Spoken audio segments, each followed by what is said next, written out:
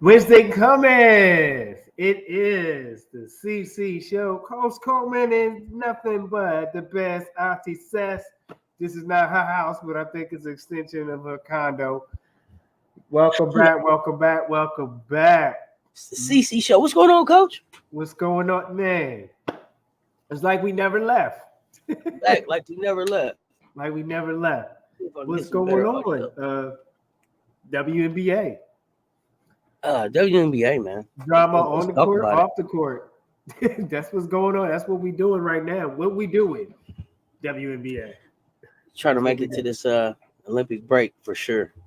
Yeah, I feel you when you say the struggle is real. We're trying to stay engaged and interested. Just I like the play on the court, but all the other brouhaha, whoo. Like you said, they're making it tough to love the WNBA. It's easy to fall in love with women's college basketball. I'll be honest with you. For some reason, I got to fight to be a fan. What they say? Every night I got to fight for my love. Every day I got to fight to be a fan. Every day I got to fight to be a fan. Coach, what's going on? What's going on? Pretty Girl Rain in the building. How you doing, fam? What we got here? Pretty Girl Wayne. Wonderful Wednesday. Wonderful Wednesday. What is happening? My headset doing to my we hope that so far we coming up the fourth be with you. The 4th of July is tomorrow. Be safe. Let's have a real conversation about that. I got a question. Keep all your fingers. Go ahead, Seth. If you celebrate Juneteenth, do you celebrate the 4th of July? And I thought I did say Pretty Girl Rain. Did I mispronounce it? My apologies. I thought I did say how you doing, Pretty Girl Rain. My apologies. Do you sell? I mean, you not really. That's a conflict of interest. I really never have personally celebrated. I just take the day for what it is. If that makes sense. Okay. If you ask a personal consensus, like, yeah, I don't acknowledge that representing the freedom for my descendants, my parents and stuff, So we always went to the Juneteenth. I'll be honest, like we always went to the Juneteenth celebration as kids, right? I don't know that I was really all the way clear about what we were doing, but it was the day that we went to the lake, right? I'm being honest. As I grew up, I got an understanding for what the Juneteenth was, right? But we also always pop fireworks on the 4th of July. Like, so I'll just, I think it's more about just, in my family, I don't ever know if it was really all about what the actual meaning of those days were, but it was an opportunity to celebrate and be with family. And bringing people together, right? Yeah, more than anything else. Like, because I hear people like, if you celebrate on the Juneteenth, you can't celebrate on the 4th of July, and vice versa. And then I don't even know if what the meaning of these holidays are, like, even really matter, like, to me anymore. I know this is like a totally sports show, but I had to get this one in here just because it's like Christmas. Now people are like, I don't do Christmas. Okay, I don't either, but it's the spirit of the season, right? More so than it's about Santa Claus or anything else, right? I don't know. Let's go. Let's say little. Hey, acknowledge here. Hey, what's that? My headset it was some really weird. HDI TV. Appreciate irritating me. Oh, what's good? El Cholo said he just celebrate the day off. Okay, celebrate the 4th. I just drink and eat and praise my brethren, my fellow brothers who died in war. Okay. All right. Pretty Ray.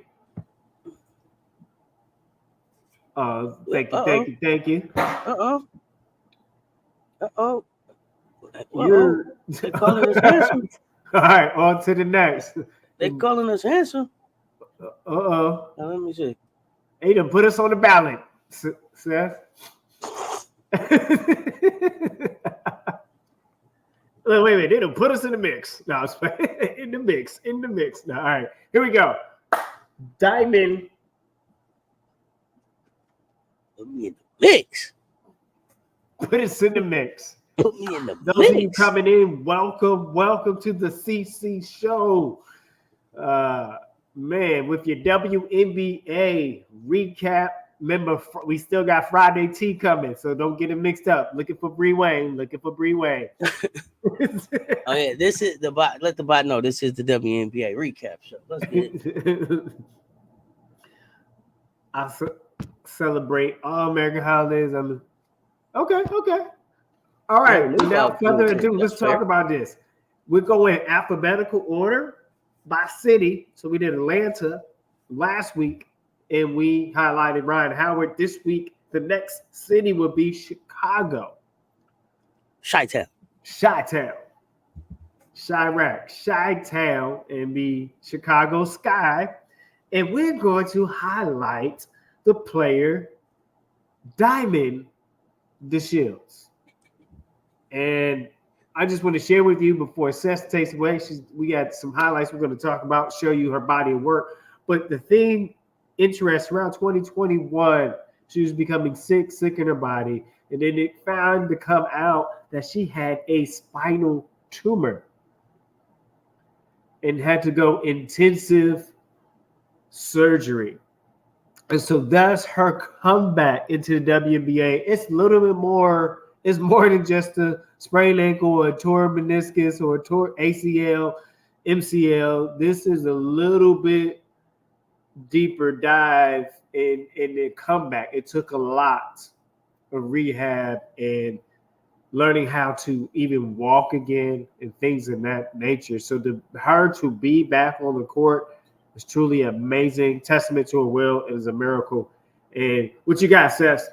We'll talk about. So it's, you know what? It's crazy that you know, sometimes you just be right on time with stuff, right? And so Chi-Town Sky had a great game last night. I don't know if you got a chance to see like the footage of the Sky locker room after the game last night, but Teaspoon comes in and she gives out the boxing gloves for the players that really played their asses off, right? And so last night, she comes in, she gives one to, I think it was Dana Evans, got a boxing glove last night, and Diamond DeShields. And like she really called out Diamond for all the hard work that she put in trying to come back and get back and be. And she's not 100% every day, but she gives 100% every day. And I think that's what people miss. You know, that people they're not 100% every day, but to get, you know, to be able to have that mindset to give 100% every day, I think is just a testament to like how hard she works and how much she loves this game. I haven't seen her documentary, but I did see like a ESPN, like, you know, how they do the specials about her story. But I wanted to just share, like, to say, like, not only the tumor on the spine, right? So you have the spinal tumor removed, and you learn how to walk again, and then you have, I believe it was a knee injury. And so you think about like what that does to a person, especially somebody who's an athlete for a living, right? To have had a tumor, to get that removed, to learn to walk again, and then have a knee injury that then puts you out for an entire season. Like at some point you have to be like, yo, am I ever going to play this game again? And so to even just see her walking, to see her walking is a blessing, but to see her actually competing on a professional stage, I think is just a hell of a story. So I just wanted to share some of her highlights, take a look at like who she is, shed some light on what she's been through. And then, like, you know, just let's give her space and grace to kind of get healthy. Like I said, I think that we kind of brought her back a little soon, but I think she wanted to come back to try to be that veteran for the rookies that we had come in. So we'll roll these highlights, Coach.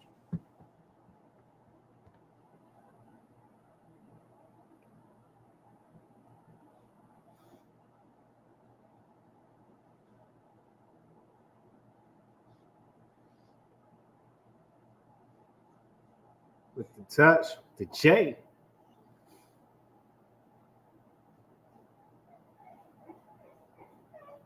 Off the transition.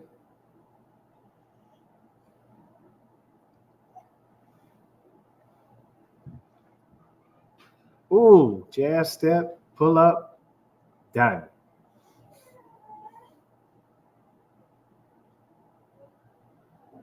In the post, kick out, jump shot, diamond with the tray. Doing nasty work, Coach. Mm. Kick out, swing the diamond, layup, attack the cup. 3 levels. That looks like 3 levels, Auntie Sass. Listen, giving nasty work, coach. Diamond. Oh, God. Running the floor. Woo. Running the floor, pass, running the floor. The defense is overlooked, too. Yeah, look at that. Playing in the gaps. Kick it out, follow up, right back Way to give it back. Way to give it back. Blink pass, stretch the defense out. 1, 2. I'm going to give it back to you because your defense started it. You didn't see AR. You didn't see AR rewarding her. Yeah, like you started it. Jab, get to the cup, and 1. Not only did you start it, but you balling. Right. Get to the cup and 1. Look at it. Watch this. Thick of the wrist. Thick of the wrist. Great touch around the basket. Catch. Looking. Good entry pass. Good assist. That's how you get the pass to the post. Diamond. Defense. Get that out of here. Yeah, 1. Give me that. 1. Get that out of here. 2. Get that out of here. And it's mine. Give me that.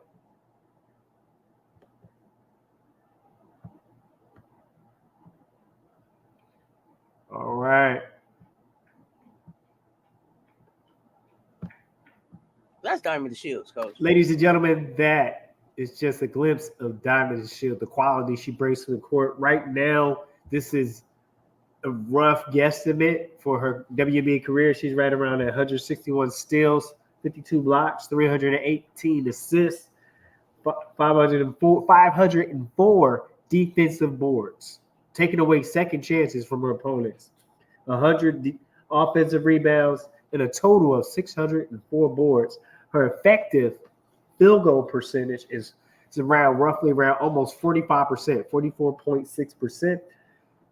Overall, 393 personal fouls, meaning she hasn't fouled out much. This is a lot of games she's played in. You foul out on your 6 fouls. So if you ain't fouling, if you ain't giving 4 fouls, you're not playing hard. Okay. And 304 turnovers. Today's highlight, Diamond DeShields. Absolutely. Let's get into it. All right. Get into it.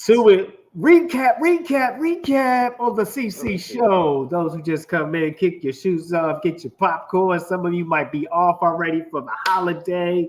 Grab your favorite drink. If you started your medicine early, as Auntie was saying, do what you need to do.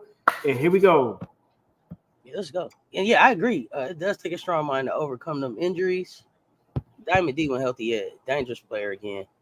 Great women's basketball player from, you say, Norcross High School, Norcross, Georgia. I followed DeShields since her time in high school. Let's go, girl. Diamond's a very skilled athlete, for sure. Shout out Diamond.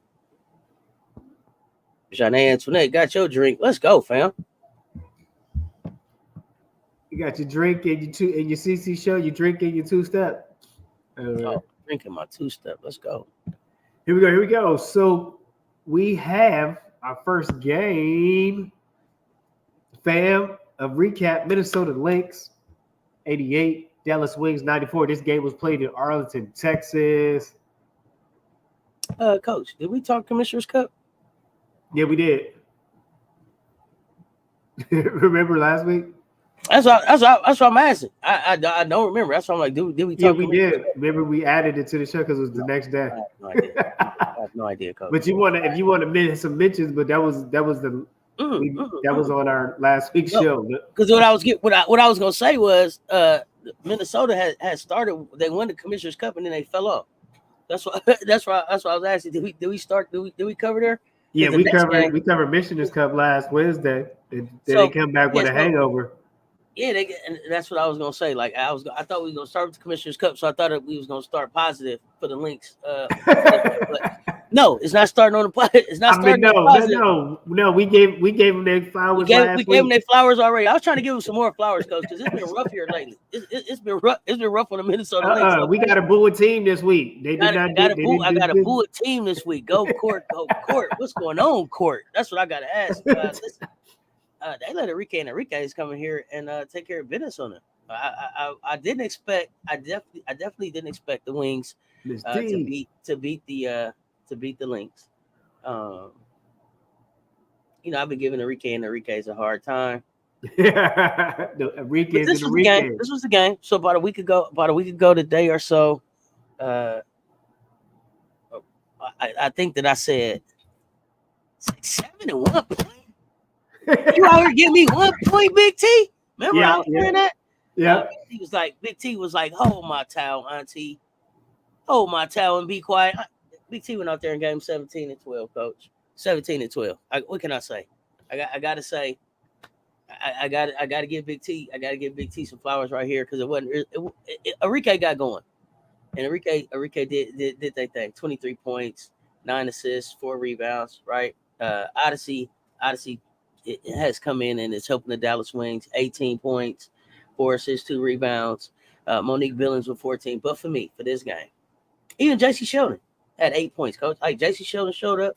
This was a different Dallas Wings team than I've seen here recently. But for me, I got to tip the cap to Tierra McCown and Big T with the 17 points, 12 rebounds. Big T playing like that, it's hard to beat the Dallas Wings. Odyssey Sims coming in with 18, fresh to the team. I mean, this is Nafisa Denver dropped 30, so like 29 and 11 from Nafisa. Bridget Carlton, Ball, Elena Smith contributed. Kayla McBride didn't get going like I thought Kayla would get going. Right, 1 for 6 from 3, so that was a little bit different. Maybe you had a lot of minuses on the Lynx though. A lot of minuses. Oh yeah, a lot of minuses for sure. A lot of minuses. Didn't play very efficiently. I didn't get a lot out of Dorka. But when I'm looking at these, the shooting percentages, Courtney Williams, 1 for 6, really hurt the team, shooting 16% from the floor. And Kayla McBride, shooting 27%, probably sums up the game. You could throw Natasha in there too, but those two for me probably really summed up like what happened here in the game. But I don't know if they really celebrated after the Commissioner's Cup or if they was up shopping. I don't know. What they split 500,000. So right, could have been that. Here's the thing: if you don't have Dallas Sims 18, she's not on that team. Minnesota, even on a rough performance, Minnesota's winning that game. So that shows you the significance of adding Odyssey Sims and the instant impact she had. Even with Enrique's 23, but you take away Odyssey Sims 18, they're losing that game. You take away Odyssey's 18. I don't know if they definitely losing that game. And the only reason I say I don't know if they definitely losing that game is because Big T gave you 17, and she had only been giving you 1. So if Odyssey took 12 shots, you spread those 12 shots between Big T and Enrique, and they still may get the win here.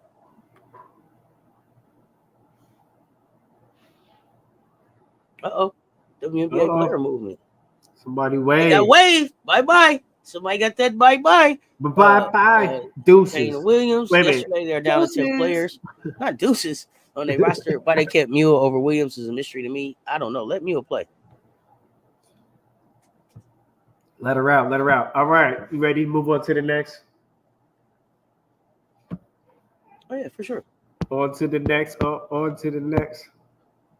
We have that Connecticut Sun. They were shining, and the Mystics 91. So they won 94-91.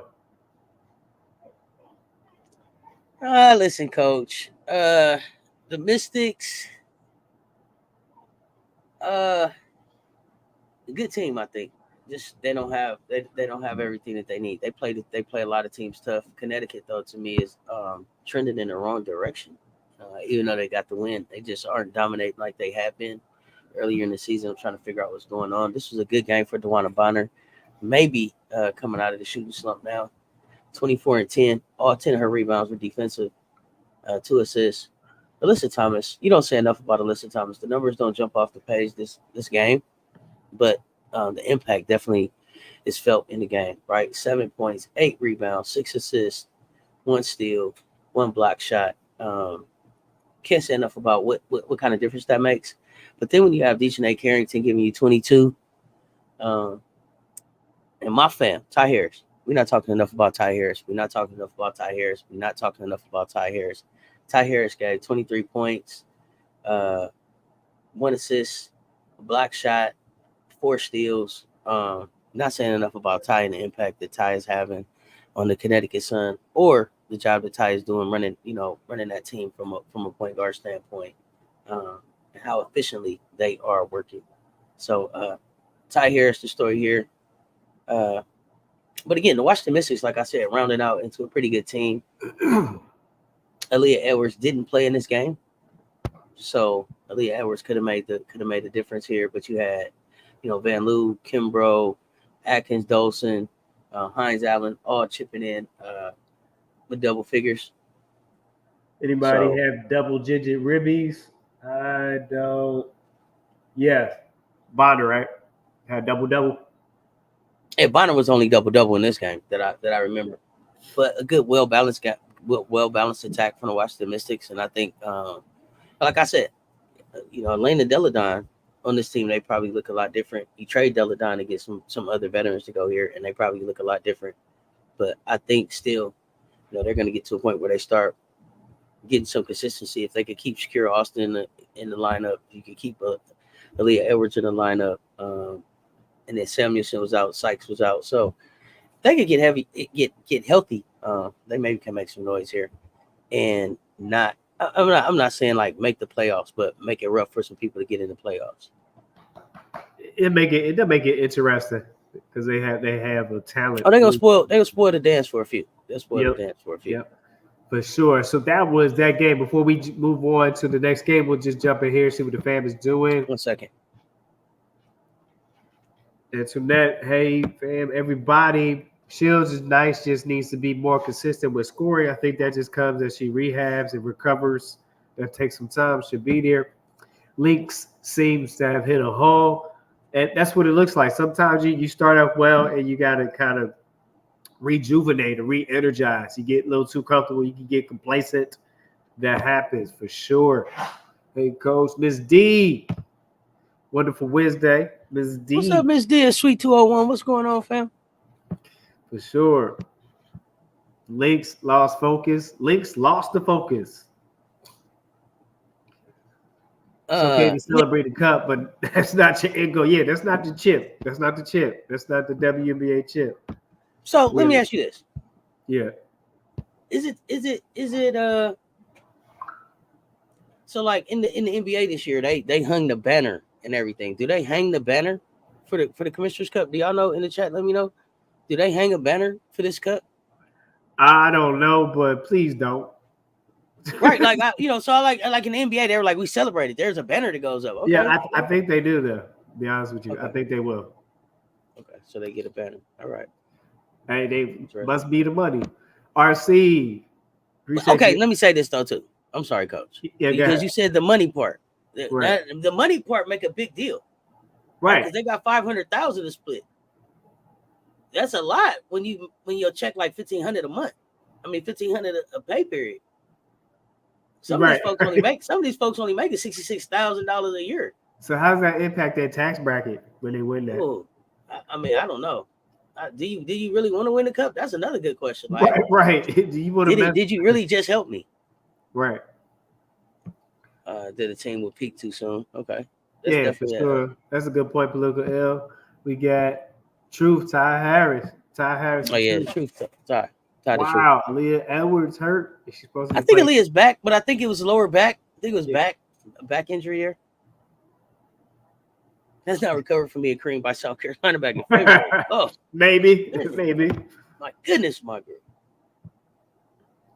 My girl, I believe it is a contact thing for Wiz because no other guard would be a plus. Okay. On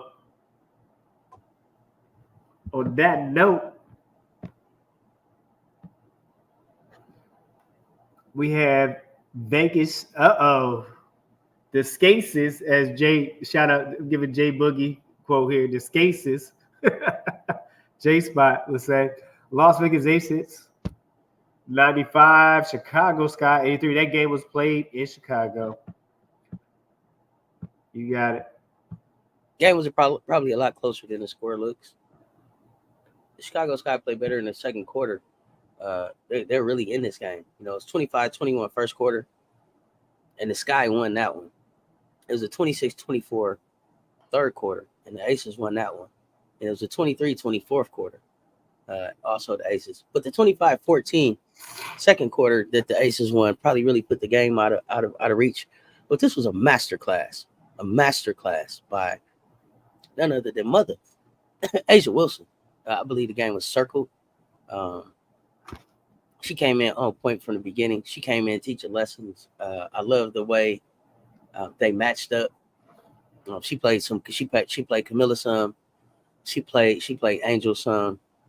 She gave nasty work the entire game. A'ja dropped 31, 6 rebounds, 3 assists, 2 steals, 2 block shots.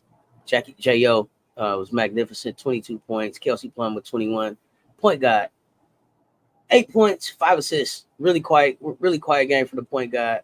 This game was about A'ja Wilson. This game was about the paint. This game was about a measuring stick of where A'ja and Camilla are coming in as rookies, and where they are still growing. A'ja Reese was able to still playing against Mother, was able to get 18 and 11. I don't know how many rookies have come in and got 18 and 11 with A'ja Wilson on them. Kennedy Carter, Ken is a bucket. Cardoso figuring it out. Just figuring it out. 5 points, 8 rebounds. The points will come. She's missing bunnies that she shouldn't miss. I think it's gonna be timing. I think it's gonna be getting comfortable. I expect her to start moving towards 25 and 20 games. After the Olympic break, but this again was about A'ja Wilson and showing why, and that she's like they say in boxing, and still, that's what they say when they get ready to give them the belt after a good match, and still best player in the world, A'ja Wilson, missed 2 times. So yeah, that was a watch me work, youngins, but it also was an opportunity for us to see how A'ja shared, like, the interaction, the energy between her and Angel. I think people thought it was going to be a antagonistic type of thing. It was really a student teacher. Angel really was out there like Grasshopper. Camilla really was out there like Grasshopper, and I think they soaked that stuff up. So I'm excited to see that from them, and I'm always excited when I see vets pouring into the younger players. So it was a fun game to watch, and it's going to be a fun game to watch going forward. I say ditto, but one thing I just like to point out, fam, and our that is when you notice when you establish a post game, it controls the tempo and allows your team an opportunity to be more competitive on the boards, because it puts you in the pace and space, and then it also forces a team to decide how they're going to play you. They may double, but now you got somebody that can hurt you on the outside. So now it spreads that defense out. So I just bring that up on my coaching, like, ooh, I got excited watching it because it was definitely a chess match in the first half. Then the second half, I think just the experience and, as you say, the expertise of Mother just kind of came through and took over when you played a younger team. And that's what you look. Sometimes younger teams prevail, but on this time, it was the Aces looked like the well-oiled machine that they should be. Right, well-oiled machine. And that's important. Miller looked better last night against the Dream. She's got that habit back, getting way too close under the backboard. Yeah, I mean, good point, my girl. I think it's take time, continue to work from the young. Those are things that can be adjusted. You know, sometimes when someone is a rim runner that hard or they post that hard, you can push. And then also they get under the basket. Sometimes the defense pushes a post player, forces you up there. You just got to make a play. where you catch the ball. So it could be variable things. I don't think it's just her get under the basket. That means the defense is doing a good job of pushing you off the block with the legal with the legal touch. So I love that the vets are pouring into the rookies, giving them honest work where they get you less. Yeah, some rookies want to listen. We got a few we heard that don't want to, they better than that. I'm not gonna mention any names. They don't need to ask a vet nothing. They don't need anything. They showed up. My girl, great point, great man. Appreciate you, my girl. But those are great observations. Here we go. I think we have one more game on that day.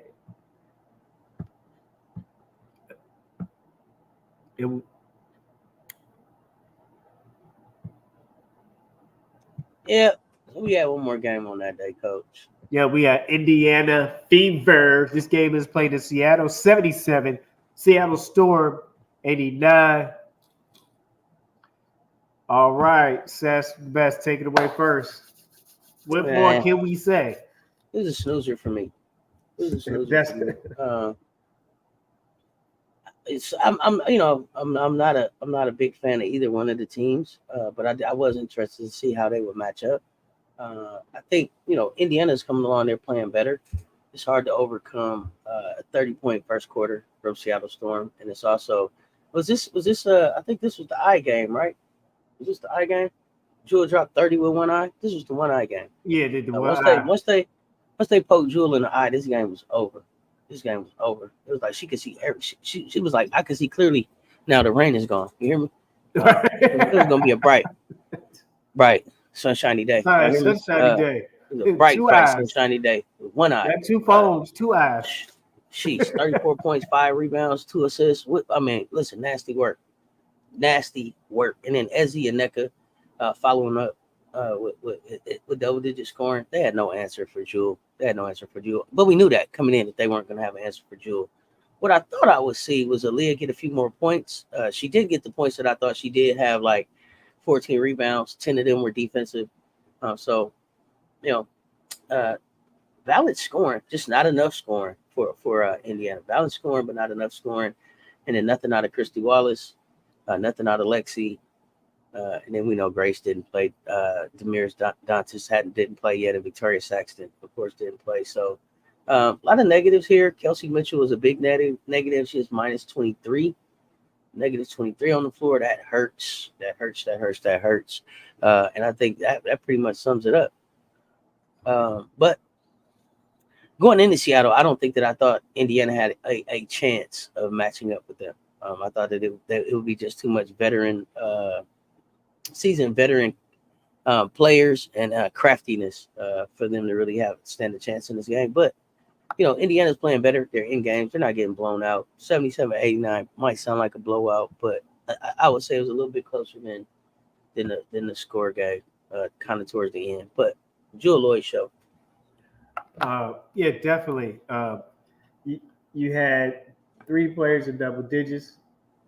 Your big 3 for basically. That's what it was, as you already mentioned. I do want to say this. I think going down to the stretch, as you go further, deeper into your season, that second half, I do say Seattle, I feel it would be important to be more intentional.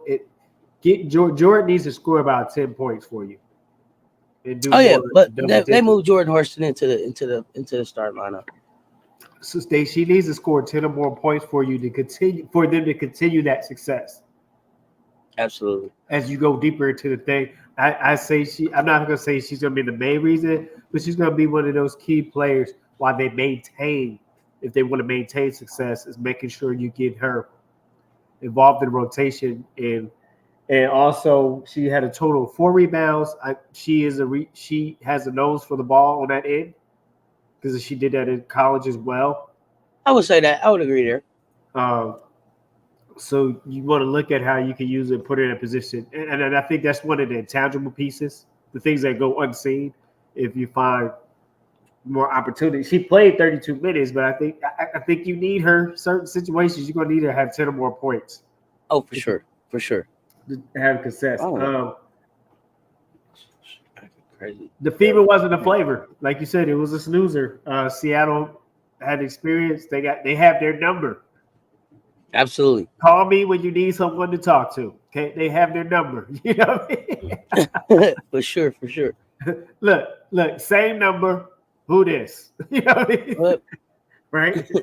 8675. Right. We are who we are who you thought we were. Okay. Oh man, for sure. We are. You know what I mean? You are who I thought we were. Okay, we jump into these for we next game. Jules said you really like the bear. They poked the bear. That was for you, Says. You're not old enough to remember that stuff. I'm not tired today. Not tired. Having a rough day. Needed this therapy though, so didn't want to miss it. Fever passed up Jordan Horson for Burke. Yeah, you see how that worked out. Well, especially if you're not gonna let Berger play, and you passed up. But you're not letting Berger play. That's the other thing. Like, why not? Groovy, wonderful Wednesday. What's good, man? Paris Milan in the building. The wrench in the building. What's good, Paris? All right, moving right along. Now we're ready for the next day, aren't we? On to the next. On to the next. That next game will be Friday. Atlanta Dream. 78 Connecticut Sun. 74. This game was played in Connecticut at the Mohegan Sun Arena. Take it away, Auntie Sass. I don't know this dream. It's a different dream. Yeah, I don't know. Straight up. Know this dream. I didn't know this dream, or maybe I didn't know this Sun team. Like I just was saying how I felt like DeWanna I thought had come out of the slump. You know, had played really good. Had the double, and then 16 points, 3 rebounds. Thomas tried to chip in more. Brianna Jones. I don't know. This was just an odd game. This was an odd game. Ty Harris did not play well at all in this game. No excuse. Maybe it was the Jordan Canada effect. Jordan Canada being back here may have really got the Atlanta Dream going, and maybe that'll be the spark that they need. Jordan Canada, although I think they're still totally getting their feet wet. I think this could have been like a shot of energy, like something brand new. You think it's your favorite toy on Christmas, you play with it all day, but then you put it down and don't play with it anymore. I don't know. We're trying to figure this out with Jordan. Like, is she gonna be the one that takes the Atlanta Dream on the trajectory that they could be on, or was it is it giving fraud? We gotta find out here, because to me the Atlanta Dream are still very much giving fraud, even though they got this win. But the Connecticut Sun might be giving a little bit of fraud too, Coach. Might be giving a little bit of fraud too. So Dream. See, with where they go from here, but I thought the Connecticut Sun would have took care of Atlanta Dream. I thought they would have left no doubt in this game, and they not only did they leave some doubt, but a lot of questions. So here's the thing. You didn't have to stress out Area Powers to get the win. She only scored 5. So that's a good thing. Everybody except LA. LA got in for a minute 25. Shout out to LA. She will be on people don't realize she's from Canada, so she'll be playing on the Canadian Olympic team. Show the world why you should be getting some minutes. So I think that'll be big, and then that'll be huge. And she deserves. LA deserves more playing time. I'm sorry. And so back to what I'm saying. Everybody scored except LA, and 2 people did not play. Ryan's out, and then Kubac is coach's decision. So everyone scored. So if you have an approach like that, that puts you in a position to be successful without the wear and tear on your core players. Oh, absolutely, very valid. So if they can figure out that formula, it works. It does work. And case in point is your Gamecocks. You don't have people. You don't have anybody really scoring 30. It's well distributed in the points. And season coming, we'll save that for another time. So you had only 2 people in double digits on the Dream, and then Connecticut Sun, you had 3 people in double digits, and it looks like there was an edge of rebounding. So it's a close game. It's what it is. I think Connecticut is settled in. They're still going to be a contender, but this is what you call getting settled. So you're going to drop a game, pick up a game, or you may drop 2. This is what you call, everybody's getting situated, and this is WNBA is finest. Is that what you think? Huh? That's what you're thinking? Well, people figuring out the pieces. They get the get backs. Because if you say a team that doesn't have a winning record, but they still have players that could compete. And some of it is coaching at times, which you share, like just not good coaching decisions. But I also just wonder what the Sun. Or are we taking for Page? I don't think they taking for Page, but I just was like, okay, you got somebody going to the Olympics. You got WNBA All-Star coming up. So, like, as a veteran team, maybe this was just a good spot to kind of take a break, and maybe they're pacing themselves because they're a little bit older. Some of them been in the league a little bit longer than some of these young people. And so we're going to lose intentionally, or just play close games intentionally and then start back at a break. Is that what you're saying? I think that if I'm honest about how I think teams and coaches look at schedules, they look at some and they say we could drop that one, we could drop that one, we could drop that one, and still be right where we want to be. And I think they looked and they say it's a couple we can drop. If we drop those, we're still cool. So. Thank you, AB. For sure. Here's my girl. Yeah, I think LA is better than Nas Hillman, so I don't get it. It's a lot of things that I don't get about right, but we don't have enough time for that. Right is not right. Not right at all.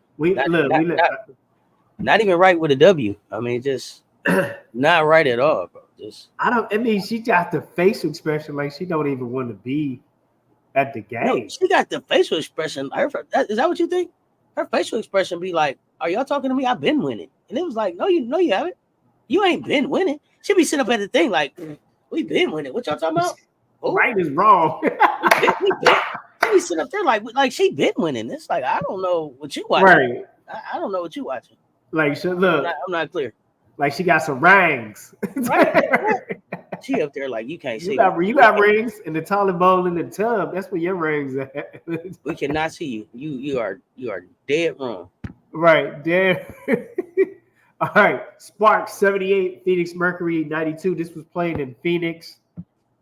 Snoozer and a bruiser. That's a snoozer and a bruiser. Actually, it wasn't a snoozer for me. Actually, this game was not a snoozer for me. Not for you, maybe it wasn't for me. I went and watched some cartoons. No, I'm just what it was for me was just a really clear indication of how good of a team the LA Sparks are, and how Cam Brink and Lexi Brown being out make a big difference for them, right? So when you look at this game, Phoenix, even with 6'9" Brittany Griner, Diana Taurasi, Kai Copper, right? First quarter, 26-23, Sparks win that first quarter. They dropped the second quarter, but they only dropped the second quarter by 2 points, right? 21-19. Where this thing fell off is in the second half. And it fell off like once the adjustments were made, it didn't seem like Kirk Miller knew what adjustments to make, or didn't have the personnel to make the adjustments that needed to be made, or a combination of both. But the jury is still out for me on Kirk Miller. Like I said, it's like, Kurt, I'm not sure that you're 100% into coaching and developing and trying to win as much as you are 100% into being the coach of the LA Sparks and what that does for your image and your brand, right? So I'm on the fence about that. But when you look at this, the bench points were about even. Team rebounds were about even. Turnovers were about even. The Phoenix Mercury bench played a little bit better, and I think that just speaks to like the availability of the personnel. But when I'm looking at the Sparks, they play teams really tough in the beginning, and they fade out down the stretch, and I think that's just not enough talented bodies to be able to get on the floor. And then when you have Lee Yuru, who gives like just 2 points, I can't have you on the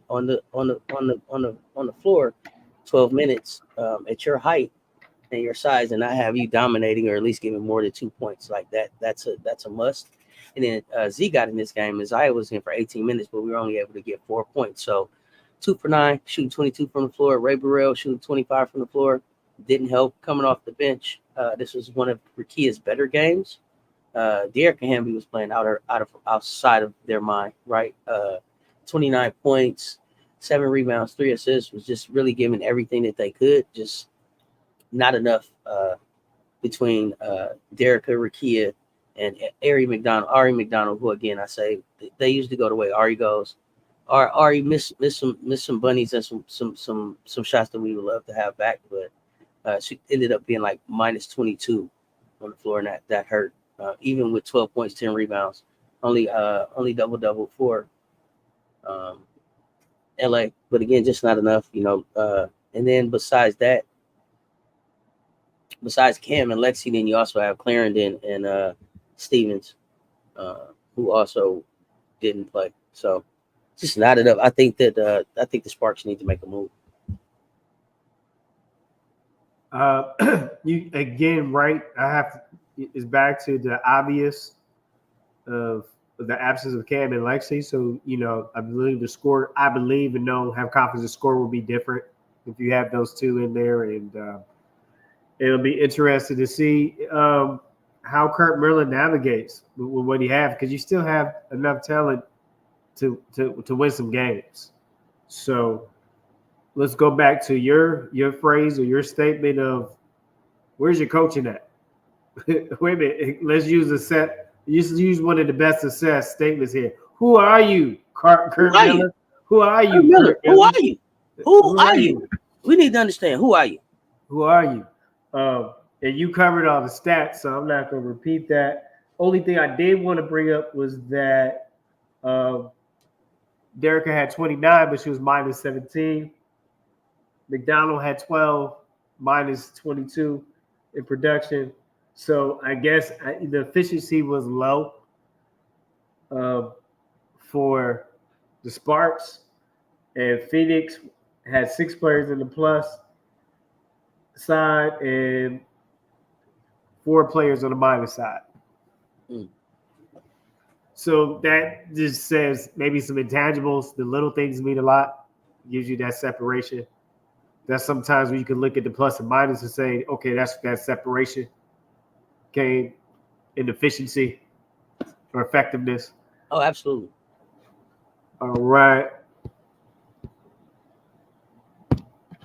Jump into this.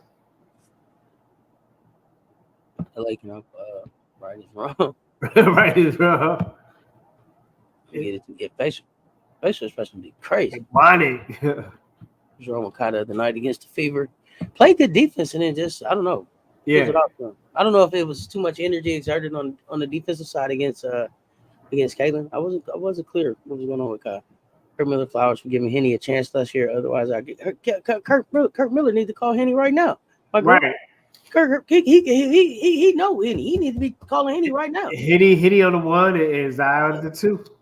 He can have them flowers for last year, but I might have to get him back if he don't call Henny this year. What are you waiting on?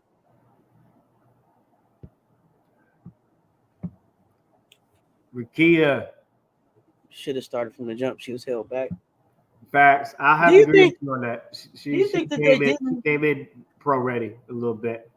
Do you think they didn't hire Rakia because they didn't have Rakia start because they wanted to give Cam a chance to get started, and they wanted to only have one Rakia on the floor at a time to get started at first?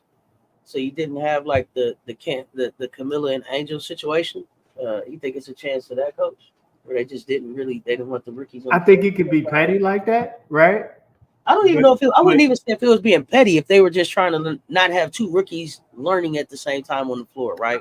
I mean, now you got to Philip stroke people are like, veterans too. You got veterans. It's a hard task when you're talking about. This is not college or high school where you say to somebody, "Hey, this player is better than you." I think there's a different. You have vets who've been there and they built the game and the pro level, the chemistry. It's a whole different because you don't want to lose your locker room, and that's the same thing in the high school, college level. But on this level, I think it's a different way of you have to navigate or you got to move when it comes with the dealing with adults that's making money to do this. Like on the pro level, we're not talking about NIL money. We're talking about on the professional stage. well, I think I think I was thinking more like if I got two rookies on the floor at the same time, then I double the chance that I'm gonna have rookie mistakes out there, and I feel like I have a team that can kind of compete, but the West is kind of competitive. If And they're your so, best players, I'll go with learning early and being better in the back end of the season. If you're asking me, every coach's philosophy is different. If they're my better players, they show that in practice consistently, and you just have to have that hard cover. That's what you're saying. I'd rather go with the mistakes at the beginning of the season, and you're gonna be good. You're gonna be better for it in the second half of the season. and well, at the same time though, right? You had Rakia also saying like in the beginning that there was a lot of information to just download, right? There was a lot of information that she had to download, and so I don't know if it was maybe Rakia herself a minute. It took a minute to figure out things out. Like, okay, yeah, that's what I was saying too. Just the download. So maybe she just maybe she wasn't ready, and it didn't show up a practice maybe. So if that statement holds true, then it was she wasn't ready to take on that responsibility, and that could be that part too. But me, I'm like, you the better. Like sometimes you got to learn by experience. Absolutely. I know. I totally get it. I just was wondering if you felt like coaches take those. I don't know. I mean, it's so it's so weird and a little different. The nuance, the little because you got a transition here. If you look at it, for the WNBA in itself, it's going through a transition. It's going through a change. The change is hard. Oh, yeah, for sure. Change is hard. I think that's what people got to acknowledge. It's going through a change. It's going through a culture change because you got a new wave of generation coming in, a new generation, gradually fading out. They're still playing, but it's just nothing stays the same, and that's tough. That's tough when you have players and vets that's been carrying the torch, and now they getting ready. Now you got to get ready to pass the torch eventually. I'm not saying next season. I'm not saying it's it, but that's just what's happening. That's what we're seeing. But I think the unique situation here is that the veterans that were carrying the torch and the sparks aren't there. So right. Like I think Rakia has it. So if Rakia comes to the Sparks and Nneka Ogwumike is still here, I think her introduction to the offense, to the league, all of that is different, right? I don't know when I look at the LA Sparks that I feel like, they have really a veteran that's leading anything there. Right. I don't know. I don't know. I don't know that I feel like they have you don't feel they have a foundational, what you call a foundational mentor? Yeah, I don't know that when I look at the Sparks, I go, that's so and so's team, and they do this. Yeah, last season I would have said I think that's a good point. Last year I would have said that's Nneka Ogwumike's team, right. And they'll go as far as Nneka can take them. But this is also the organization that I've said, suffers from the Derek Fisher curse, the curse of Derek Fisher. So, got you. They haven't been the same since he benched Candace. How dare him? Appreciate you. Wonderful Wednesday, Magic Baby. Hold on, Magic Baby struggling on the road.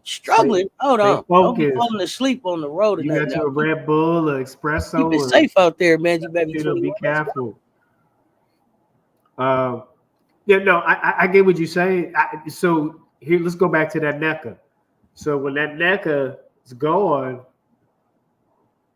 there's no staple, right? Is that what you're saying? There's no like, who do I turn to? Who do we look to for that?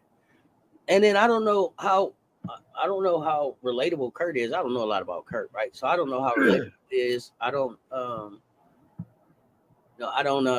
expect everybody to have the big drip approach. but I think the approach that works, right? And so when I say NECA's gone, I'm just saying, like, you know how they said, like, they called it the Patriot way, but it seemed more like it was like the Tom Brady way after he left and it kind of fell apart. But, like, who's there saying, like, this is the Sparks way, this is how we do business, this is our standard. I don't think any of that exists in LA right now. Like, what is their standard? Is it playoffs?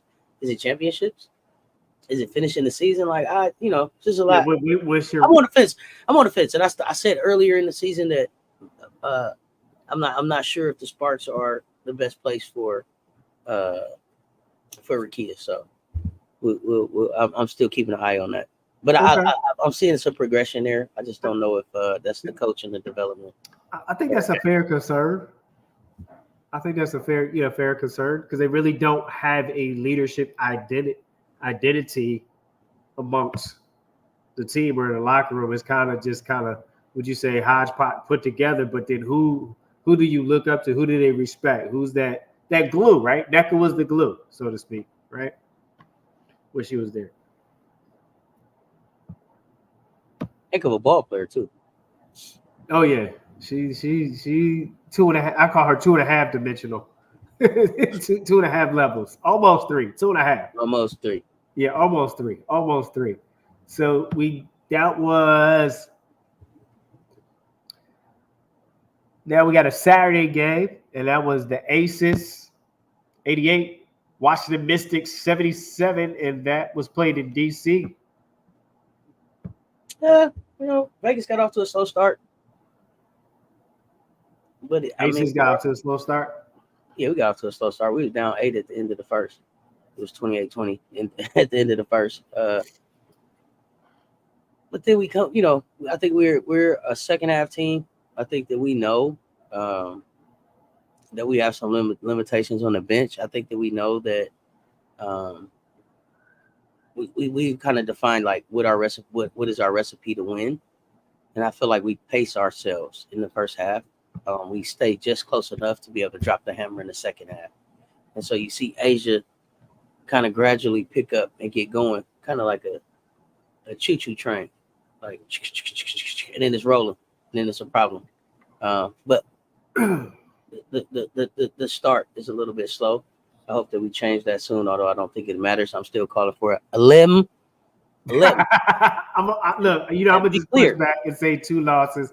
But I'm seeing the possibility of 11. I just gotta be that. I gotta be that coach. I gotta be that guy. Coach just said, and Coach said 11 with an N. That's not what Auntie is saying at all. Auntie is saying 11 with an M, and I mean 11 game. Got it. But really, when I look at this, it's in my ear. It's in my ear. It's in your ear. Okay, it's in your ear. Listen. I didn't expect them to be able to do much with this. Asia Wilson didn't even give them that work like that. 11 points, 9 rebounds. This was Jackie Young, Chelsea Gray. This was the point guard's return. This was her signature game. Her and Tiffany Hayes. This was guard play for us. 22 points, 4 assists from Chelsea, 17 points from Tiffany Hayes, and then 26 from J.O. This was about guard play, and this was just like, our guards are better than yours, and what are you going to do about it? Our guards are better than yours, and what are you going to do about it? Right. And the poor, you look at Aaliyah Edwards is back for this game. There's no Shakira Austin still. Brown Turner didn't play. Samuelson's not playing. Sykes not playing. Aaliyah Edwards held the 9. Again, mothers out here giving lessons to rookies all over the place. But our guards are just better than yours, and that this Washington didn't stand a chance in this game. So to lose by 11 for me was a good showing for them, is what I would say. Because I thought it would be a bigger blowout than that. But I also think that sometimes we take our foot off the gas sometimes. But it goes back to what you say. If every team pace yourself. Season, what is your end goal? Your for week to week and into the season goal. So go back to that statement that we talked about earlier. Pacing ourselves. Here's the thing: it's always a great luxury when Asia Wilson scores 11 and you win.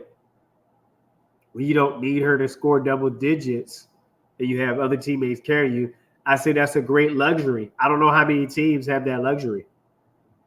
But I will say this too for Mother, and she doesn't normally do this all the time. 5 assists, right? So 5 assists. So she's still, accounted for at least like 21 points. So when they're clicking on all cylinders, this kind of shows you why they're back-to-back champions. Again, on Mystics, Maisha Hines Allen had 14, Stephanie Dolson 23, Ariel Atkins 13. I like Ariel Atkins. I think she plays hard. She plays well. I really like what she does. And again, I think you will see even shorter point deficit if Shakira Austin was back. I think she makes that difference. More activity. She's a stretch. She can mix it up in the post if she's on the boards, and she can take it outside a little bit. So I'm not saying they're winning. I'm saying she makes the game even more interesting. Absolutely. On to the next. The Seattle Storm versus the Enrique and Enriquez. Oh, did I miss that one? Uh-oh. Go back. Here we go. You got it up there. Okay. The Dallas Enriquez and Enriquez, 76, Seattle Storm, 97. This game was played in Seattle. Bust it. Breakdown, Auntie. I think Enrique got going a little late in this one, if I remember correctly.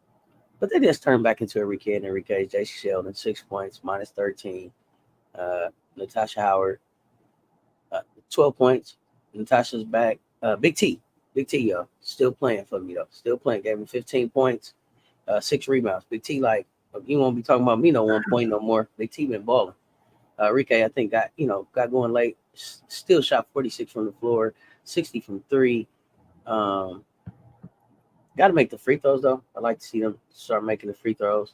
But Odyssey Sims that played so brilliantly for them in the first game back, and it was, it's popping a jersey. It was like, I'm it. And then, showed back up and gave like 7 and a minus 11. Shot 27.3% from the floor. So still just letting Odyssey get comfortable with the team. Going to be some inconsistencies there. But I think ultimately we'll have a good impact on the Wings. I don't know if it'll be a big enough impact to get them back to playing against the Las Vegas Aces to try to get to the championship. They'll be able to come back and play a little bit better, especially after Satu gets back.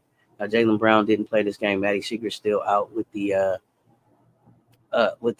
broken finger. So there's that. And didn't get a lot out of 70. And but when you look at Seattle Storm, I call them clunky. The clunkies, the clunks. Jewel Lloyd is turning into just like a 30-piece. Every time I don't know if you like lemon pepper on your wings, spicy. Is that one biscuit without? I don't even do a biscuit with the. I'm not a biscuit person. Okay. I like a good Hawaiian roll with the chicken. Okay, so that's 30-piece with Hawaiian roll. With a Hawaiian roll, yeah. The Hawaiian roll hit a bit different with that. That biscuit can be dry. It be right. With the biscuit. Hawaiian roll can't miss. Can't mess with that. You tear that thing off, put a little chicken in there, like a chicken sandwich or something. Yeah, Hawaiian roll. Gotta go. She doing it like that. Yeah, she like that 30-piece with a Hawaiian roll. Okay. When she hit the court. Period. And they figuring this thing out. Jordan Horston.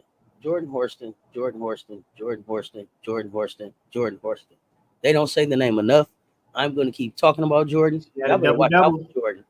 12 points, 11 rebounds, 30 minutes. Jordan Horston is the piece that is smoothing this thing out, right? Really smoothing this thing out. I was saying the clunkiness. Jordan Horston moving into the starting lineup, and then them being able to have more and more confidence in Ezzy, I think is allowing everybody else to kind of fall into their role, like you were talking about with the Suns, that settling piece, right? So now they're settling. Nika even got to play for 2 hours and 50 minutes, right? Jeffrey, good afternoon. What's going on, fam?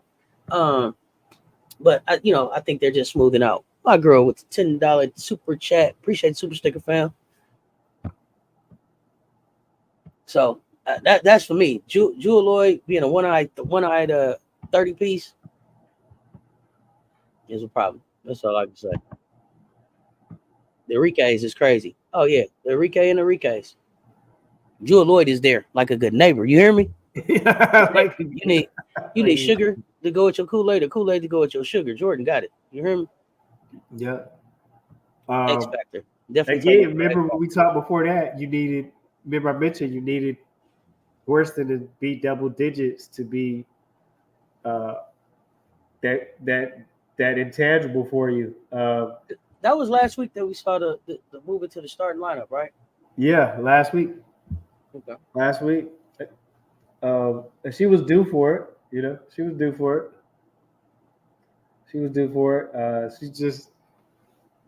She's got that great and go back. Listen, I'm a quote AR. She got that dog. You can't teach that. Horston got the dog. She's got that dog. She's got it. I don't like to say dog, but she's got it. Got that. It's unfortunate.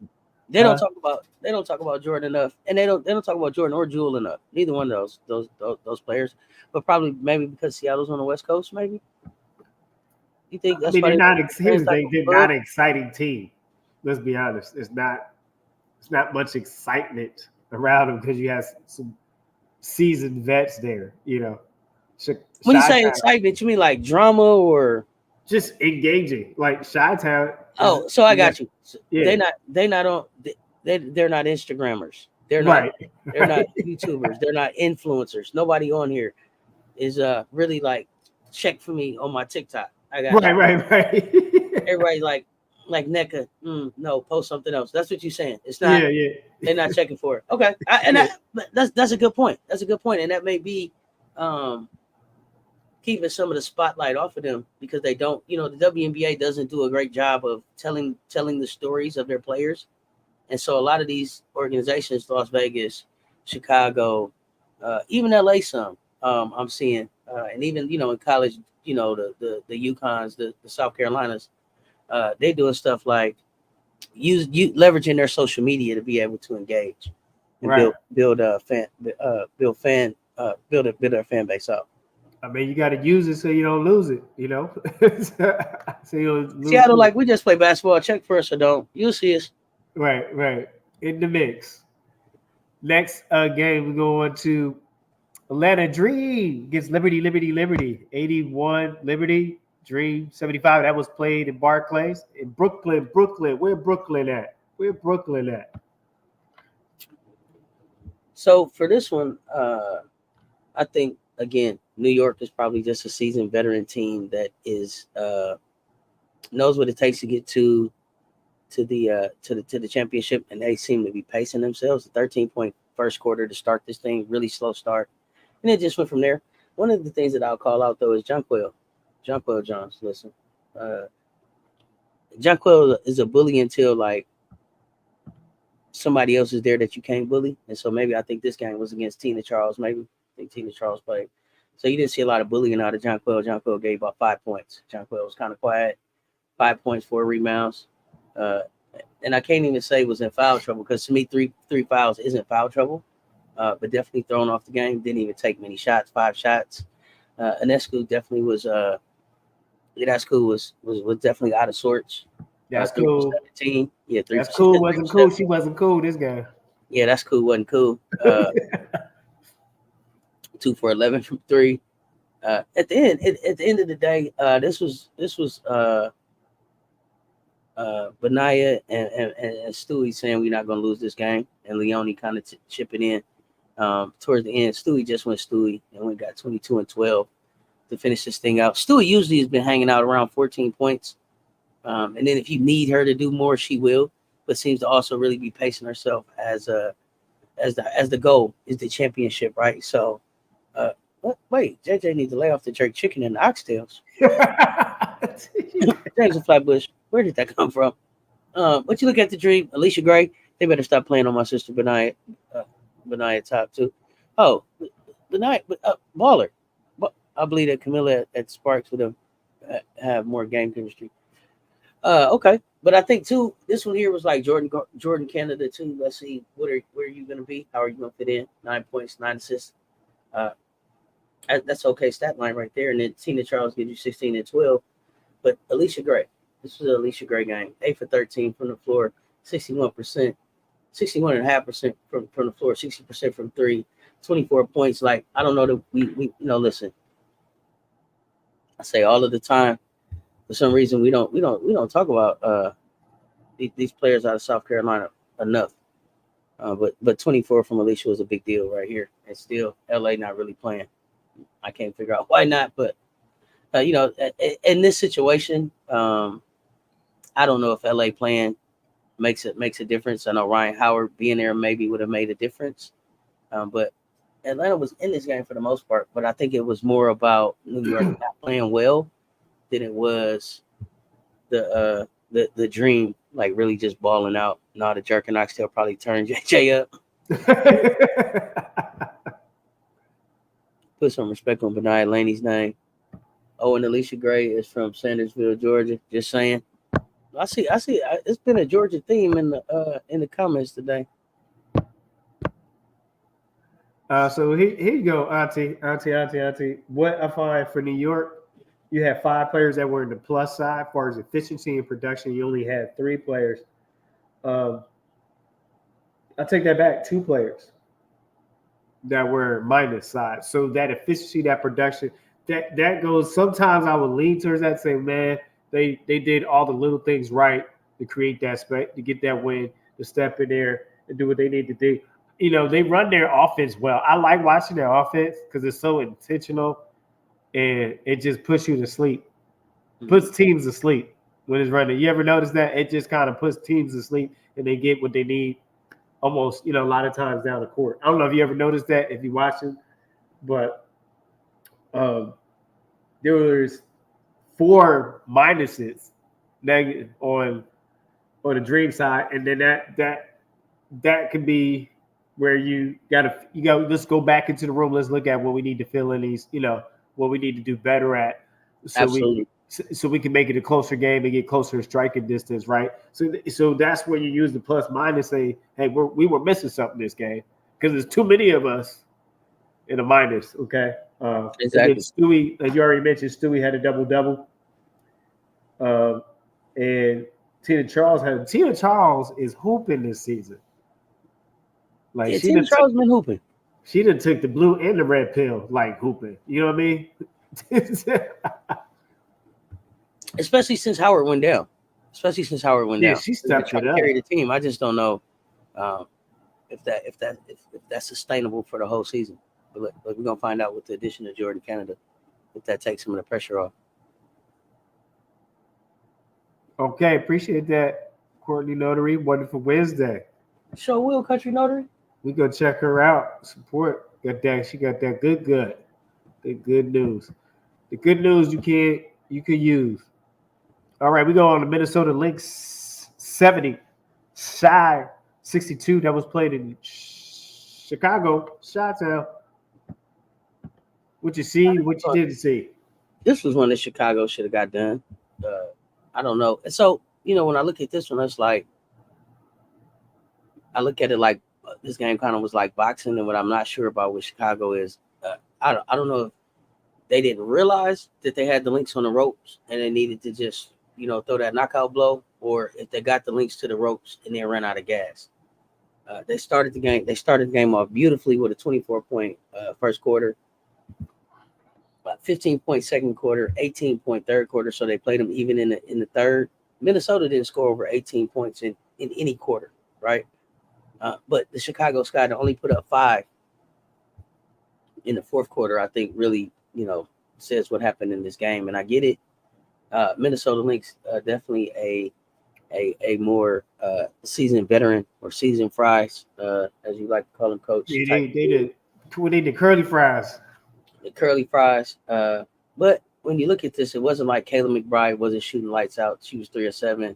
Court Williams was 4 of 10. Elena Smith was 5 of 12. Nafisa was 5 of 13. Bridget 2 of 7. So I say all that to say that this was a game that was winnable, but it was too many fouls, I believe, down the stretch. Too many fouls down the stretch. When you look at Minnesota, probably won this game on the free throw line, right? Right. At 3 or 4, 8-8, 1-1, 1-1, 1-2. That probably made the difference in the game for them being able to kind of get the win, because they definitely were catching a butt whooping up and down the court on offense. Cardoso, this game, 3 points, 10 rebounds. Got to be able to rely on Camilla for more points, and I think that I don't know what that is. It's shooting baskets right at the rim. I just want her to just keep working on the putbacks, hitting the square, both sides. You should do a drill where they will put the ball down on both sides, on the block on both sides, and you just block the block, hitting it off the back, hitting it up. That's what I want her practicing on. I know it sounds very elementary, but I think it's needed in building the confidence back up in the shoulder, because I don't know that she's as confident as she needs to be in that shoulder, and then also getting used to playing with the harness on there or whatever that they have her playing in. Kennedy went for 15, Lindsay for 13, Mabry 11. Angel gave you 10 and 16. Definitely want to see Angel start being more in the 15 to 18 point range, creeping up there more towards 20. That'll come. But you look at this game and you say Dana Evans, 7 minutes on the floor, 1 of 4, 25% from the floor. Izzy, 20% from the floor. Camilla, 11% from the floor. That's where this game was lost at. Here's the thing: you have Camila Cardoso with 10 rebounds and only 3 points. So I feel like she's mature in filling the holes. That scoring will get more consistent. So she did a great job on the boards. Now just got to reward herself and her team with consistent scoring. And I think that just comes, like you said, you coming back from the injury. She had shoulder, that's a sensitive area. So you really don't know. We really don't know with the range of the motion. I don't know how many times she gets bumped hit on that shoulder every game. Right. And the physicality. Also, she has to adjust to the physicality of the double and triple team. For sure. In the post. I want to say this though too. Out of those 10 rebounds, 6 of those were offensive rebounds. So that's an opportunity, right? Depending so on how why you not putting it back in the bucket? At 12. And so that's finishing through the contact, that's keeping the ball up, that's going up and scoring even when they hanging on you. It's that kind of stuff. So, and I think all of those are things that will come as she continues to play this game. So I'm not worried about Camilla. I just think that between Camilla, Izzy, and Dana, there was an opportunity to kind of get this thing done. And I think we gave the game away at the free throw line right here. Minnesota Lynx is another team that has what I call a poetic type of offense. When you watch them, it's a 5-out. They go from 5-out to a 4, what they call a 4-1 set, and they just pass, cut, and move. You just have this continual motion, and it's so pretty. It's so pretty. I'm so pretty. You remember that? I'm so pretty. It's so pretty. It's just one of those. I tell people this in coaching: offense is like painting on the canvas, and defense is like digging. It's construction work. You got to get your hands dirty, right? There's nothing pretty about defense. But offense, you can be pretty. You have clean hands. Defense, you got to get you got to get your uniform dirty, right? So again, Minnesota Lynx, they're another well-oiled team. Really, they are so far. You just got to give them credit. I'm not a Minnesota fan, but Cheryl Reed, we talked about her last week. She knows what she's doing. We talked about her in the T last Friday. Mm-hmm. She knows how to get a team to where they need to go, where they need to be. So I think here we go. Indiana Fever, 88, Phoenix Mercury. I'm laughing because the facial expressions on how hot DT was at the end of the game, so I couldn't even stop laughing. That game was played in Arizona, so you get the get back game in Arizona. And here's the thing: you blow a lead. You blow the lead at home. What you got, Auntie? So I think for this one, this was Caitlin Clark saying I'm circling this game. This is the one that y'all been talking about. Diana Taurasi saying something to me the most. She's not ever going to play against Cheryl Swoop. So this was the game where Caitlin really wanted to try to make her statement. I think it was a statement game from Caitlin. I don't think it was the statement that people thought it was going to be. I think the statement game that people thought Caitlin would have against Diana Taurasi was a bunch of logo threes and 30-pointer and the facial expression and the "can you hear me" and all that. It was none of that, right? It was none of them awkward faces. It'd be like, girl, you think you look cool? You look like you are in pain. Just don't. Yeah, you constipated. That's not your. Yeah, it's not your. It's not your look. It's not your swag. We don't believe you. But Caitlin Clark was this game, and I'll say Kalia Copper. When you go back and you look at, was playing some great defense on Caitlin. You can see some great D that she played on Caitlin, and I don't know if that took Kai out of the offense, but 7 points, 3 rebounds from Kai Hurt, Rebecca Allen 9, like Brittany Griner 24. You're supposed to get yours. Diana Taurasi put in 19, Natasha Cloud with 15, but Kai they needed Kalia Copper. This was a well balanced game. Aaliyah Boston, somebody explain to me what is BG's beef with Aaliyah Boston. This is 2 years in a row that I feel like it's personal with Aaliyah Boston. I'm not clear what that beef is. Like, Aaliyah don't bother nobody. Why do you like, what's going on with BG? Over putting your hands on Aaliyah Boston? She don't bother nobody. She not here for no smoke. What is your issue with her? Like, it was times where it looked like BG wanted to just scrap, just straight up wanted to scrap with Aaliyah Boston. So I'm not sure, but Aaliyah had a great game.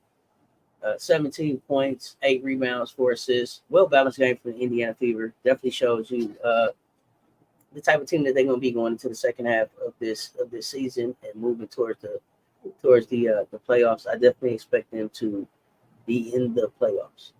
Timmy is back. Regardless of what, I still think Sides is fired at the end of the season. But this team is figuring out how to play together. Nalissa Smith had a great game at 12 and 15. Definitely played way different than against Angel. So Charisma Osborne didn't play this game. Diana Taurasi was very, very irritated at the end of this game. Definitely wanted this win. Definitely some Phoenix could have got done. But at the end of this thing, I forget who it was that ran in and messed up the play. Was that Cloud?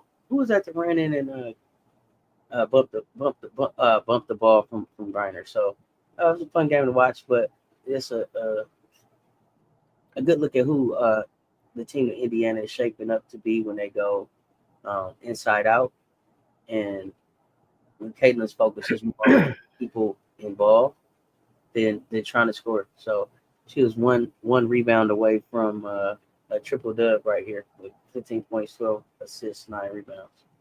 So, but still 6 turnovers. So she got to keep working on the turnovers. But this was a game that Phoenix could have won, but you could tell Caitlin really wanted this one bad against Diana, I thought. I'll tell you, I can truly say this is one game. I really don't like saying this young lady's name much because I have an angst with the WNBA, but I will give her credit. She willed them to that win. That's Caitlin Clark. Legitimately, fair and square. Like, I'm going to be honest on that. I'm not a fan, but I give credit where credit is due. And so, but I got to say, one, Aaliyah Boston plays tough post defense. That can be frustrating. 2, I love the spice, the scrap. And when the huddles were too close, I love that. That shows you that the Dyers cast, this is real. That reminds me of the New York Knicks and Miami Heat, where that rivalry was real life. Oh, you talking about Jeff getting drugged across the floor? Holding on holding on. If you don't let that man go. Sometimes, here's the thing. Sometimes in competition, it gets personal because you're human. It runs in your blood. And you want it at all costs. And that's called being a human. And guess what? I'm okay with that. Yeah, except for what I'm not okay with is just the physicality with AB for no reason, and the non-basketball physicality. Like this is 2 years in a row where I believe you just basically thrown Aaliyah on the ground. She don't want nobody guard her.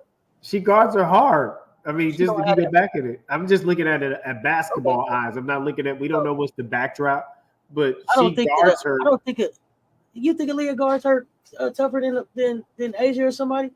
She's a little bit. One thing you don't give Aaliyah credit, she guards smart. She comes from a good college background, so that can be frustrating. Yeah, she knows how to guard the post. So do Asia. Right. No, I'm talking about AB against BG, but BG is not. That's what I'm saying. BG is not an Asia.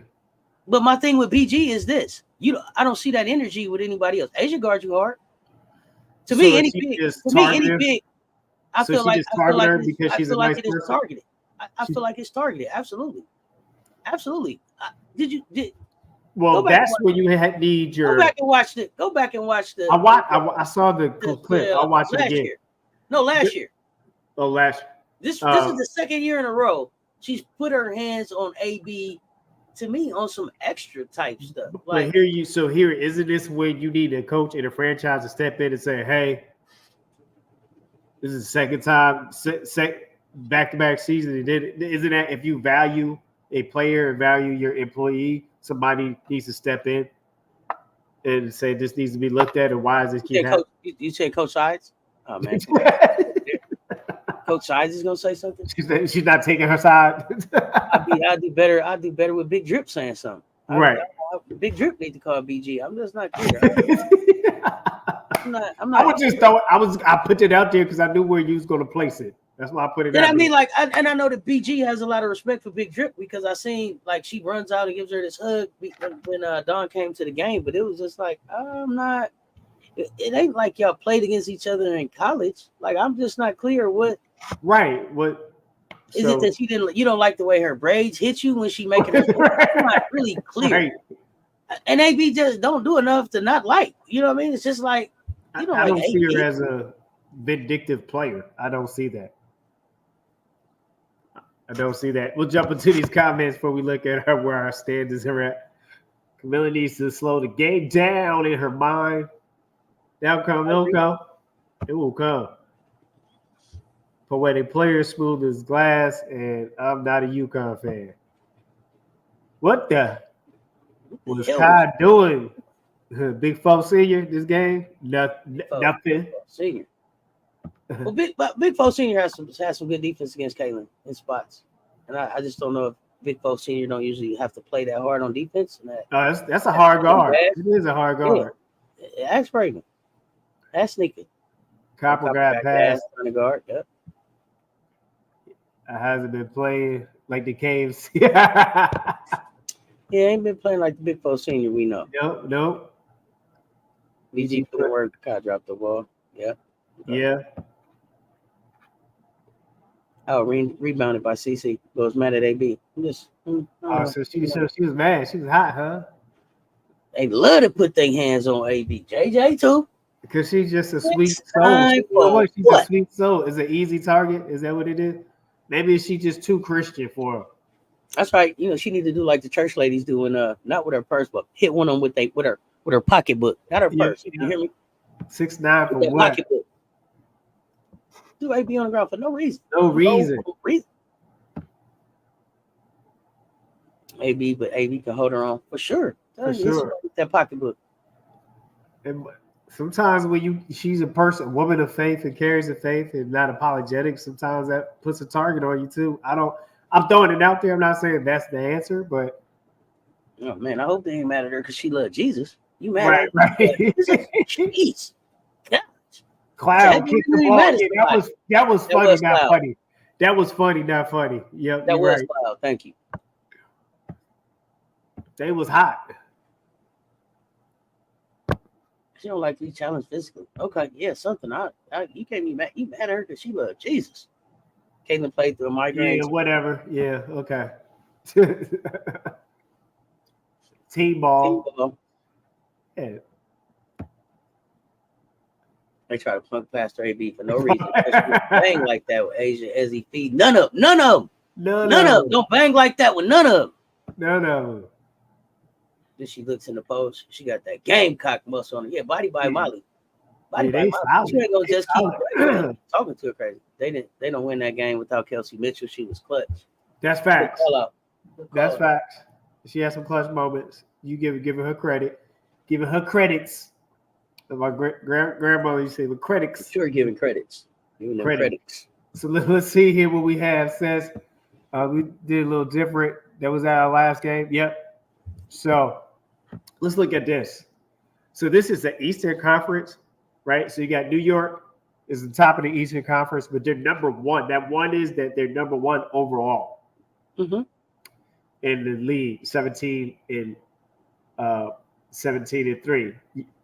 Connecticut is second in the Eastern Conference, and they're second overall in the league at 15-4. Atlanta 7-11. Their overall position, 7th spot, so they will still be in the playoffs as of this week. Chi-Town 7-11, 8th spot.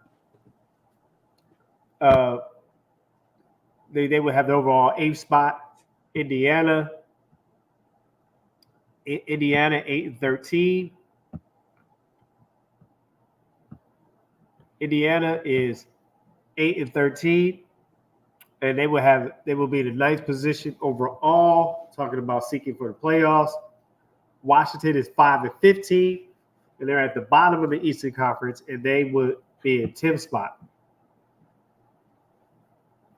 And this section is your Eastern Conference teams, where they're at amongst each other, and then the number on top is their overall spot in the league. And we'll move on, and then we'll see what Auntie has to say. The top of the Western Conference right now will be Minnesota. They're at the top of the league, and they have the overall league 3 spot right now. They're 3rd in the league, and they're at 14-5. the Seattle Clunkies. They are the second in their Western Conference, and they're 4th overall. The 4th spot, they hold the 4th spot this week in the league, overall in the league, at 13-6. Las Vegas Aces, they're 3rd in the Western Conference at 11-6, and they're in the 5th spot overall in the league. Phoenix Mercury are 9-10, and they're 6th overall in the league. Las Vegas Sparks with the 11th spot for the league. They're at the bottom of the Western Conference at 4-15. And the Dallas Enriques 4-15 in that 12th spot.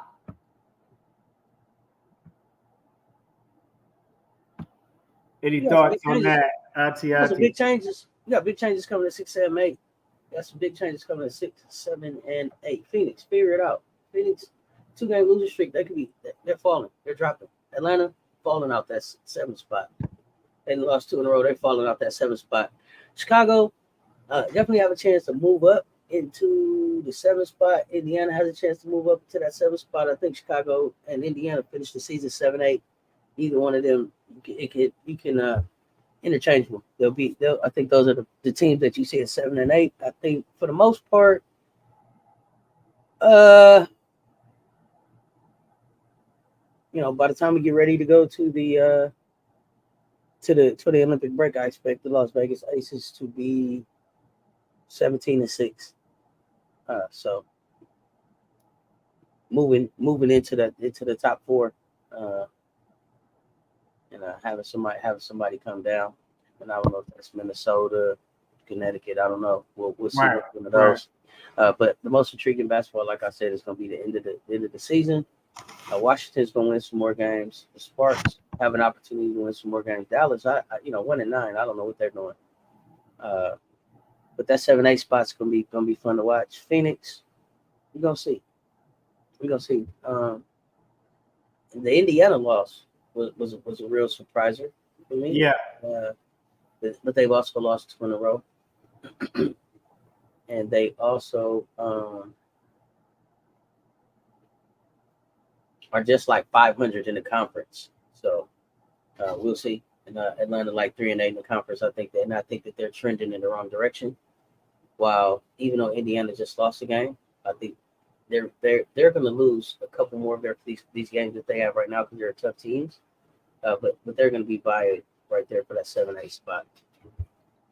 Got no incentive to tank because the Mystics got their draft pick. Yeah, Tanisha can't coach. Yeah, we know that. That's crazy.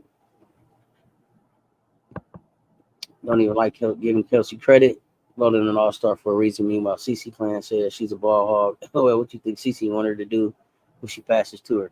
Shoot. What you think Cece wanted to do? She wants to shoot it. Shoot the J. Hey, Auntie says we've been here for about an hour. 35, as you would say, right? 35. We have had the WB recap. We should show some love to Diamond DeShields. We appreciate you, fam, coming in. Without you, there's no us. Make sure you hit those like and them subscribe, like and subscribe on both platforms. What games we got coming up? We got one game tonight. We got one game. Is it just one? Yeah, I think it's just one game tonight. So we got live at 8 for Mercury Wings. So Battle of the Bust Downs. We see if anybody got new bust downs out there. Enrique's bust down versus Big Four Senior's bust down. Could be a snoozer. You're gonna tune in anyway. It'd be good therapy. Be around, come hang out. All right, so started at 8. So remember, we're back with Friday Tea, Friday show. Don't forget that. We're back with Friday's Tea, the latest and the hottest. We appreciate you for joining the CC show, the WNBA weekly recap. Be great in your preparation. Become excellent in your performance. And also, please, if you mess with the fireworks, protect your fingers. Keep your fingers. Absolutely. It's your favorite auntie. What up with Tennessee, y'all? Until next time, stay tuned. Talk soon, y'all. Keep moving. Yeah.